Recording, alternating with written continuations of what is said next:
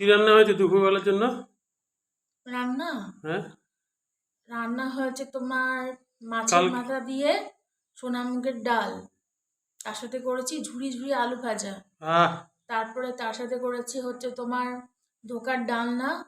তারপরে করেছি মাছের মাথা দিয়ে বাঁধাকপির ঘন্ট, কাতলা মাছের কালিয়া, আর করেছি তোমার ইলিশ মাছের সর্ষে দিয়ে এত ভাপা। কিছু? তারপরে হচ্ছে তোমার আর হচ্ছে তোমার কাঁচা কলার কোপ্তাও আছে। ও, কালকে যে বাজারে গেছিলে এত কিছু নিয়ে এসছো নাকি? তারপরে তোমার মানে খাসির মাংস আছে, বেশি নিয়ে আসেনি।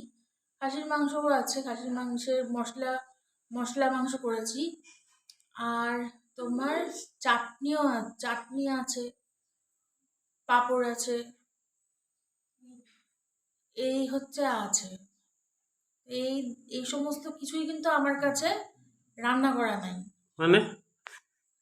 রান্না করা নাই মানে এই সমস্ত আমি মনে মনে ভাবছিলাম, এগুলো আমার খুব খেতে ইচ্ছা করছিল, সেই জন্য আমি তোমাকে বললাম।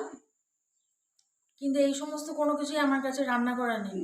হ্যাঁ। আমি হ্যাঁ, আমি কালকে বাজার করেছিলাম, বাজার সেরকমই তোলা আছে, আর আমার তো আজকে ভাল লাগছিল না।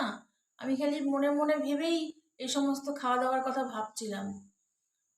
তো কিন্তু আমি রান্না করেছি হচ্ছে তোমার আলু সিদ্ধ আর ভাত, সাথে একটু ঘি পাবে। ওটাও ঘি মনে আছে। মনে ভেবে নিতা। আলু সিদ্ধ ভাত ডিম সিদ্ধ ওটাও যদি মনে মনে না, ভেবে নিতা। ডিম সিদ্ধ তো নাই। হ্যাঁ। না, তাহলে ডিম নাই। দুপুরবেলা আইলাম কেন খাওয়ার জন্য? ধুর তরিকা। এই দিয়ে খেয়ে নাও। আলু আছে, ভাত আছে, আর একটু ঘি দিয়ে ও দিয়েই সোনামুখ করে খেয়ে নাও।